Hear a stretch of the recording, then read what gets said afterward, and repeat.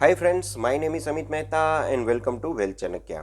दोस्तों, मार्केट की recent position को देखें तो कई सारी कंपनियों के वैल्यूएशन काफ़ी महंगे हो चुके हैं। तो ऐसी परिस्थिति में हमें ऐसी कंपनियों में इन्वेस्ट करना सही लगता है कि जो कि फंडामेंटली स्ट्रांग हो और जिसका फ्यूचर ग्रोथ हमें दिख रहा हो। तो दोस्तों, रिसेंट के सिनारियो देखें तो कई सारी पीएसयू में कई सारे रिनाउन और इंडिया के सबसे फेमस इन्वेस्टर है वो इन्वेस्ट कर रहे हैं। तो पहले होता था कि पीएसयू से लोग दूर भागते थे, लेकिन अब ऐसा नहीं है। पीएसयू की सिचुएशन भी काफ़ी चेंज हो रही है। तो हमें ऐसी पीएसयू के ऊपर हम ध्यान जरूर दे सकते हैं कि जहाँ की अच्छा ग्रोथ आने की फ्यूचर में प्रोबेबिलिटी हो, और ये कंपनी ने रिसेंट कुछ क्वार्टर में भी अच्छा परफॉर्मेंस किया हो, और कंपनी का करंट मार्केट कैप और सब कुछ देखे तो एक अच्छी पोजीशन में कंपनी हो। तो आज का वीडियो हमारा ऐसी ही कंपनी के ऊपर है। कंपनी का नाम है नाल्को, नेशनल एल्यूमिनियम कंपनी। ये कंपनी काफ़ी, मैंने जब इसके फंडामेंटल देखे तो मुझे स्ट्रॉन्ग लगी। इसका रिसेंट कुछ क्वार्टर देखे तो कंपनी ने अच्छा रिटर्न भी दिया है। कंपनी का डिविडेंड यील्ड भी काफ़ी अच्छा है, और हर लिहाज से देखा जाए तो कंपनी मुझे काफ़ी अच्छी लगी। वैसे तो मेटल सेक्टर की कंपनियों में काफ़ी वोलेटिलिटी रहती है, लेकिन ये कंपनी का फ्यूचर ग्रोथ देख के अगर हमें इन्वेस्ट करना है और हमारा गोल अगर 5 से 10 साल तक का है तो एक अच्छा ऑप्शन हो सकता है। तो दोस्तों, छोटी सी ही क्वांटिटी में सही, लेकिन आप इसमें इन्वेस्टमेंट करने के बारे में सोच सकते हैं। तो आइए जानते हैं कंपनी के बारे में, क्या उसके फंडामेंटल है और क्या प्लस और क्या माइनस है। फ्रेंड्स, कंपनी का नाम देखें तो नाल्को है, national aluminium company. Incorporated in 1981, is a government company having a integrated and diversified operations in mining, metal, power under the owner of government of India. तो दोस्तों, देखा जाए तो ये कंपनी 1981 से कार्यरत है, और ये गवर्नमेंट ऑफ इंडिया की एक कंपनी है। यानी कि majority stake government of India और उसकी जो भी मिनिस्ट्री है उसके पास रहता है। ये कंपनी वैसे देखा जाए तो माइनिंग के सेक्टर में ही गिनी जाती है, या एल्यूमिनियम की कंपनी कहा जाता है, लेकिन इसके अलावा माइनिंग, मेटल और पावर सेक्टर में भी कंपनी का अच्छा खासा बिजनेस है। It is one of the largest integrated bauxite, aluminum and power complex in the country। तो कंपनी का main focus bauxite, aluminium produce करने का, उसकी माइनिंग करने का, उसको रिफाइनिंग करने का, और पावर प्रोड्यूस करने का भी है। तो देखा जाए तो कंपनी का बिजनेस काफ़ी वेल डाइवर्सिफाइड है, और कंपनी माइनिंग से लेके मैन्युफैक्चरिंग तक के सारे काम करती है। encompassing bauxite mining, alumina refining, aluminium smelting and casting, power generation, rail and port operation. इसके अलावा कंपनी रेलवे और पोर्ट ऑपरेशन में भी अपना कुछ हिस्सा रखती है। The company is the lowest cost producer of metallurgical grade alumina in the world and lowest cost producer of bauxite in the world। तो पूरी दुनिया में देखा जाए तो कंपनी बॉक्साइट का जो प्रोडक्शन करती है उसमें सबसे लोअर कॉस्ट पे बॉक्साइट का प्रोडक्शन करने में क्षमता रखती है। इसके अलावा जो भी मेटालर्जिकल ग्रेड एल्यूमिना का प्रोडक्शन है वो भी सबसे लोएस्ट कॉस्ट में करती थी। तो दोस्तों, ये हो गई कुछ कंपनी की हिस्ट्री और कंपनी क्या काम करती है उसके बारे में। अब हम जानते हैं कि कंपनी के फ्यूचर प्रोस्पेक्ट क्या क्या दिखा रहा है, कंपनी फ्यूचर में क्या कर सकती है। तो NALCO has already commissioned a 198 megawatt wind power plant and further 50 megawatt wind power plant are in the pipeline. यानी कि कंपनी ने अब तक देखा जाए तो 198 मेगावाट के विंड पावर प्लांट स्थापित कर दिए हैं, और 50 मेगावाट के पावर प्लांट अभी पाइपलाइन में है। यानी कि वो अभी तक स्थापित नहीं हुए, लेकिन उस पर काम चल रहा है। तो कंपनी रिन्यूएबल एनर्जी में भी काफ़ी अच्छा काम कर रही है, making the highest producer of renewable energy among PSU. ये जो पावर प्रोडक्शन है उससे कंपनी का गोल है कि वो सारी पीएसयू में सबसे ज़्यादा पावर प्रोडक्शन वाली कंपनी बन जाए। इसके अलावा देखें तो well defined 3 year, 7 year and 15 year vision of being as a premier and integrated company in the aluminium value chain with strategic presence in mining both domestic, global and metal energy sector. तो ये PSU company के लिए बहुत ही अच्छा है कि company के पास plan है कि उससे आने वाले 3 साल, 5 साल, 7 साल या 15 ईयर में क्या करना है।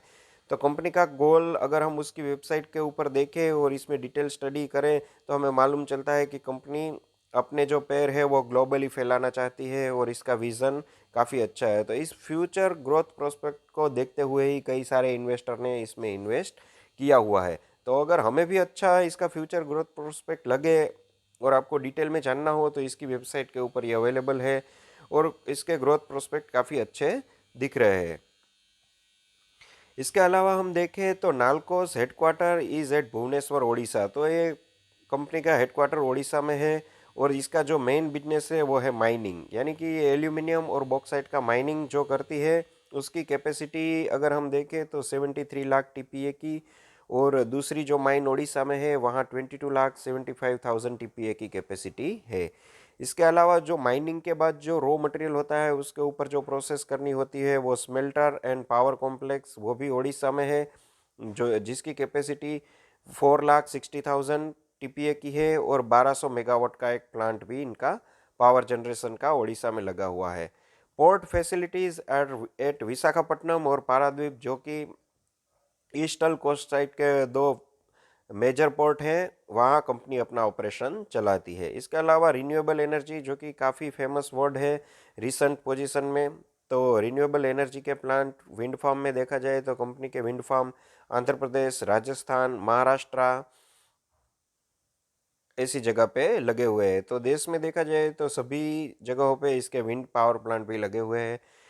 इसके अलावा कुछ सोलर पावर प्लांट भी इनकी जो भुवनेश्वर वाली ऑफिस है वहाँ पे लगे हुए हैं, और कोलकाता में इसकी रीजनल ऑफिस है, और 10 ऑपरेटिंग स्टॉक यार्ड है, यानी कि जो भी इसका स्टॉक होता है उसको ये लोग जो जहाँ स्टॉक रखते हैं वो ऐसे 10 लोकेशन देश में अवेलेबल है। अब हम देख लेते हैं कि इस कंपनी में हमें क्यों इन्वेस्ट करना चाहिए और इसकी होल्डिंग पोजीशन क्या है। तो गवर्नमेंट की होल्डिंग देखा जाए तो 51.2%, 28% के आसपास है।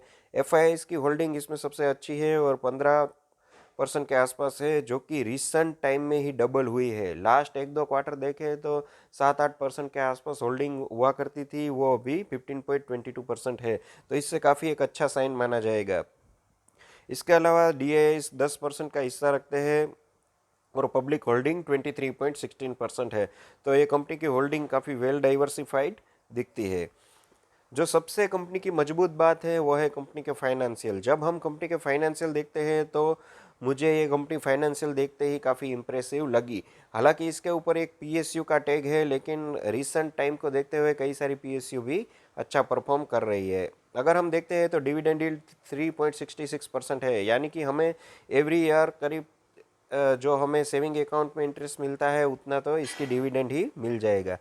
इसके अलावा कंपनी का पी 7.78 है, जो कि काफ़ी आइडियल है। प्राइस टू बुक वैल्यू 1.70, जो कि काफ़ी रिजनेबल दिखता है। इसके अलावा कंपनी का मार्केट कैप 17,577 करोड़ के आसपास है, जो इसे एक मिड कैप कंपनी दिखाता है।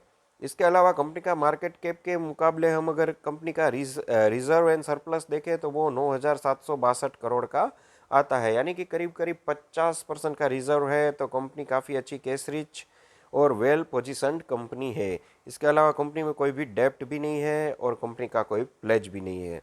रिटर्न ऑन इक्विटी 12.16 और रिटर्न ऑन कैपिटल एम्प्लॉय भी 10.45 दिखा रहा है, जो कि मेटल सेक्टर की कंपनी में काफ़ी अच्छा है। इस कंपनी को हम एक मेटल सेक्टर की कंपनी कहना ठीक नहीं लगेगा। मेटल, पावर और मेटल की जो प्रोसेस करती है और माइनिंग कंपनी का एक बकेट पूरा है। तो दोस्तों इस कंपनी में अगर आप चाहें तो एक छोटा सा ही सही लेकिन इन्वेस्टमेंट लॉन्ग टर्म के लिए कर सकते हैं। आपके पोर्टफोलियो में ऐसे स्टॉक जरूर होने चाहिए जो कि फाइनेंशियली काफ़ी मजबूत हो। इस कंपनी के अर्निंग्स के ऊपर हम नज़र डाल दें तो 2018 में 9,509 करोड़ का अर्निंग था, और 2019 में 11,499 करोड़ का हो गया।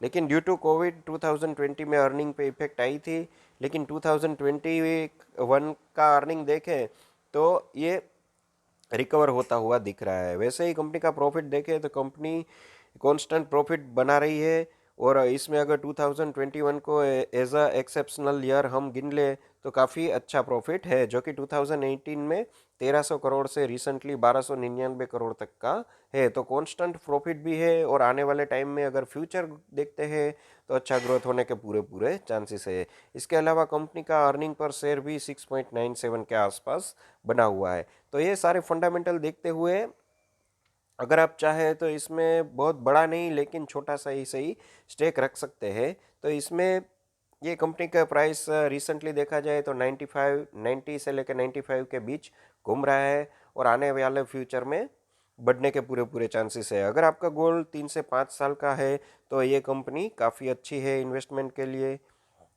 अगर आपको आज का वीडियो अच्छा लगा हो दोस्तों तो मेरी चैनल को सब्सक्राइब कीजिए, लाइक्स कीजिए और फ्रेंड्स के बीच सब्सक्राइब भी कीजिए। दोस्तों, ये share market investment is a risky, so आप अपने फाइनेंशियल एडवाइज़र से सलाह लेने के बाद ही कीजिए और 5 to 10 ईयर का गोल ज़रूर रखिए। और आपके पास ऐसे पैसे हो जिसकी आपको नियर टर्म में ज़रूर ना हो, वैसे ही पैसे आप शेयर मार्केट में लगाए। और दोस्तों, ये एजुकेशनल वीडियो ही था। तो मिलते हैं अगले वीडियो में, तब तक के लिए बाय।